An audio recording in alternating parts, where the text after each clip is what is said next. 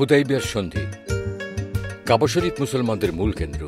এটি মহান আল্লাহ রাব্বুল আলমিনের নির্দেশে হযরত ইব্রাহিম আলাইহিসসালাম ও তার পুত্র হযরত ইসমাইল আলাইহিসসালাম নির্মাণ করেছিলেন। মুসলমানরা ইসলামের এই কেন্দ্রস্থল মক্কা থেকে মদিনায় হিজরত করার পর ৬টি বছর অতিক্রান্ত হয়েছিল। উপরন্তু হজ ইসলামের অন্যতম মৌল স্তম্ভ হওয়া সত্ত্বেও তারা এটি পালন করতে পারছিল না। তাই কাবা শরীফ জিয়ারত ও হজ উদযাপন করার জন্য মুসলমানদের মনে তীব্র বাসনা জাগল। আরবরা সাধারণত সারা বছর ব্যাপী যুদ্ধে মেতে থাকত, কিন্তু হজ উপলক্ষে লোকেরা যাতে শান্তিপূর্ণভাবে কাবা পর্যন্ত যাতায়াত করতে এবং নিশ্চিন্তে আল্লাহর ঘরের জিয়ারত সম্পন্ন করতে পারে, এজন্য ৪ মাস কাল তারা যুদ্ধ বন্ধ রাখত।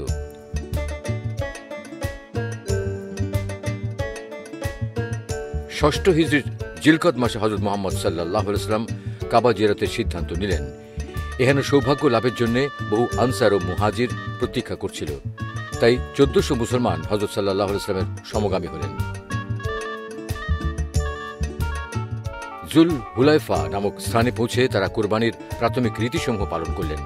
এভাবে সবাইকে জানিয়ে দেওয়া হল যে মুসলমানদের উদ্দেশ্যে শুধু কাবা শরীফ জিয়ারত করা, কোনরূপ যুদ্ধ বা আক্রমণের অভিসন্ধি নেই। তবুও কুরাইশদের অভিপ্রায় জেনে আসবার জন্য হযরত সাল্লাল্লাহু আলাইহি ওয়াসাল্লাম এক ব্যক্তিকে মক্কায় প্রেরণ করলেন। সে এই মর্মে খবর নিয়ে এলো যে কুরাইশরা সমস্ত গোত্রকে একত্রিত করে মুহাম্মদ সাল্লাল্লাহু আলাইহি ওয়াসাল্লামের মক্কায় প্রবেশকে বাধা দেওয়ার সিদ্ধান্ত নিয়েছে। এমনকি তারা মক্কার বাইরে এক জায়গায় সৈন্য সমাবেশ করতেও শুরু করেছে এবং হযরত মুহাম্মদ সাল্লাল্লাহু আলাইহি ওয়াসাল্লামকে মোকাবেলার জন্য সম্পূর্ণ তৈরি হয়ে আছে।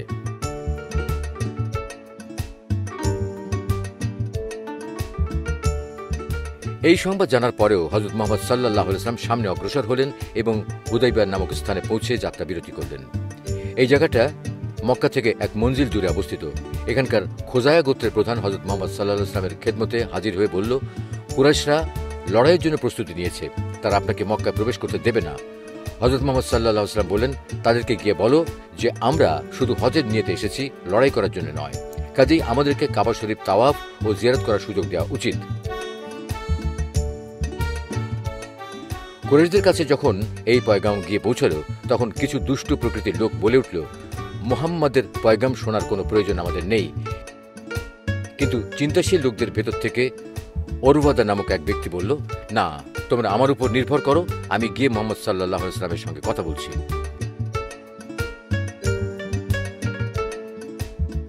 ওরওয়া হযরত মুহাম্মদ সাল্লাল্লাহু আলাইহি ওয়াসাল্লামের খেদমতে হাজির হলো বটে, কিন্তু কোনো বিষয়ে মীমাংসা হল না। ইতিমধ্যে কুরাইশরা মুসলমানদের উপর হামলা করার জন্য একটি ক্ষুদ্র বাহিনী প্রেরণ করল এবং তারা মুসলমানদের হাতে বন্দী হল। হযরত মুহাম্মদ সাল্লাল্লাহু আলাইহি ওয়াসাল্লাম তার স্বভাব সুলভ করুণার বলে তাদেরকে ক্ষমা করে দিলেন এবং তাদেরকে মুক্তি দেওয়া হল।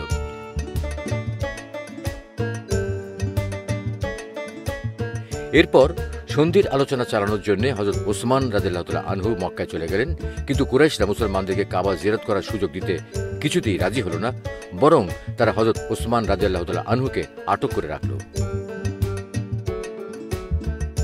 এ পর্যায়ে মুসলমানদের কাছে এই মর্মে সংবাদ পৌঁছালো যে হযরত ওসমান রাদিয়াল্লাহু তাআলা আনহু নিহত হয়েছেন। এই খবর মুসলমানদেরকে সাংঘাতিকভাবে অস্থির করে তুলল। হযরত মুহাম্মদ সাল্লাল্লাহু আলাইহি ওয়াসাল্লাম খবরটি শুনে বললেন, আমাদেরকে অবশ্যই ওসমান রাদিয়াল্লাহু তাআলা আনহুর রক্তের বদলা নিতে হবে। একথা বলি তিনি একটি বাবলা গাছের নিচে বসে পড়লেন। তিনি সাহাবীদের কাছ থেকে এই মর্মে শপথ গ্রহণ করলেন, আমরা ধ্বংস হয়ে যাব, তবু লড়াই থেকে পিছু হটব না। কুরাইশদের কাছ থেকে আমরা হযরত ওসমান রাদিয়াল্লাহু তাআলা আনহুর রক্তের বদলা নেবই।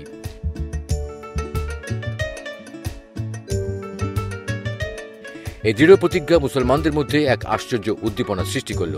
তারা শাহাদাতের প্রেরণায় উদ্দীপ্ত হয়ে কাফিরদের কাছ থেকে প্রতিশোধ গ্রহণের জন্য প্রস্তুত হলেন। এরই নাম হচ্ছে রিজওয়ানের শপথ।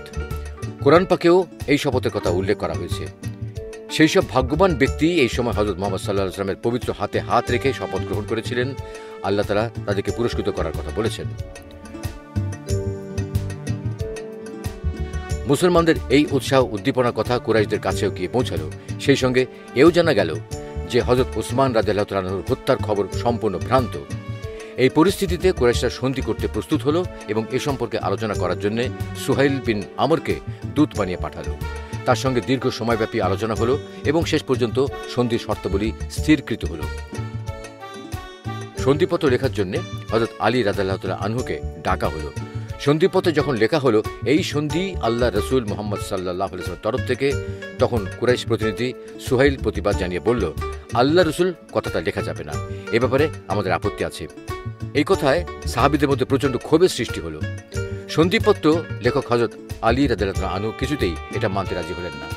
কিন্তু হযরত মুহাম্মদ সাল্লাল্লাহু আলাইহি ওয়াসাল্লাম নানা দিক বিবেচনা করে সুহাইলের দাবি মেনে নিলেন এবং নিজের পবিত্র হাতে আল্লাহ রসুল কথাটি কেটে দিয়ে বললেন, তোমরা না মানো তাতে কি, কিন্তু খোদার কসম আমি তার রসুল।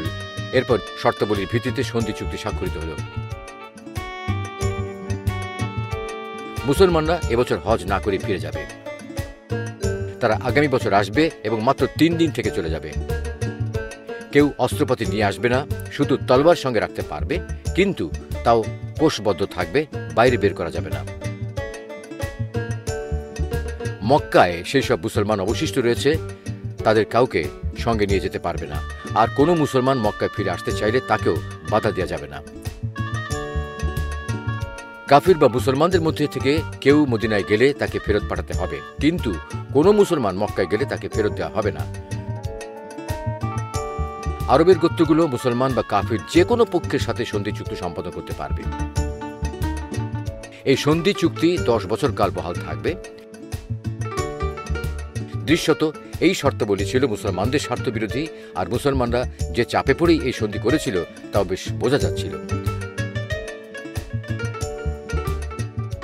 সন্ধিপত্র যখন লিখিত হচ্ছিল ঠিক সেই মুহূর্তে ঘটনাচক্রে সোহেলের পুত্র হযরত আবু জান্দাল সাল্লাল্লাহু আলাইহি ওয়াসাল্লাম মক্কা থেকে পালিয়ে সেখানে এসে উপস্থিত হলেন।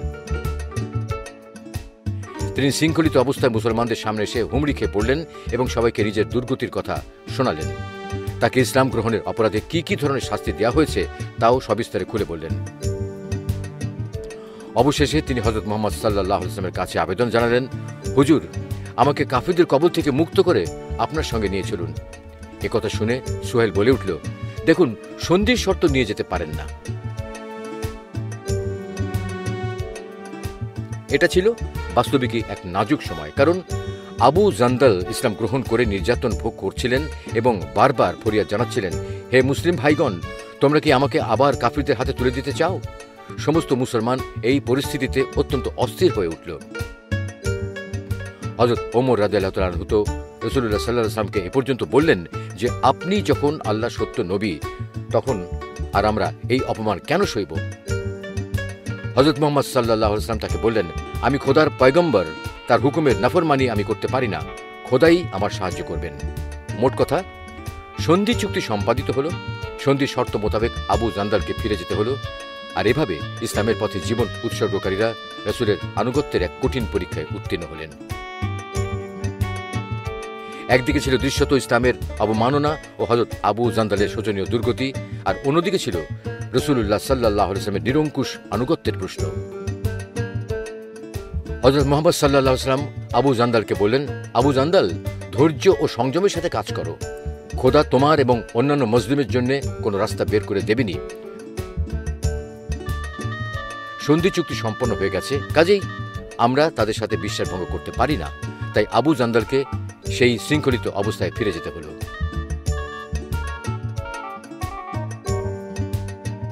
সন্ধি চুক্তি সম্পাদিত হবার পর হযরত মুহাম্মদ সাল্লাল্লাহু আলাইহি ওয়াসাল্লাম যেখানেই কোরবানি করার জন্য লোকদেরকে হুকুম দিলেন, সর্বপ্রথম তিনি নিজেই কোরবানি করলেন। সন্ধি চুক্তি সম্পাদনের পর হযরত মুহাম্মদ সাল্লাল্লাহু আলাইহি ওয়াসাল্লাম 3 দিন সেখানে অবস্থান করলেন। ফিরবার পথে সূরা ফাতহ নাজিল হল। তাতে এই সন্ধির প্রতি ইঙ্গিত করে এতে ফাতহুম মুবিন বা সুস্পষ্ট বিজয় বলে অভিহিত করা হল। যে সন্ধি চুক্তি মুসলমানরা চাপে পড়ে সম্পাদন করল তাকে আবার সুস্পষ্ট বিজয় বলে আখ্যা দেওয়া দৃশ্যত একটি বেখাপ্পা ব্যাপার ছিল। কিন্তু পরবর্তী ঘটনা প্রবাহ স্পষ্টত প্রমাণ করে দিল যে ইসলামের ইতিহাসে হুদাইবিয়ার সন্ধি ছিল একটি বিরাট বিজয়ের সূচনা মাত্র। ওয়া আখির দাওয়ানা আলহামদুলিল্লাহি রাব্বিল আলামিন।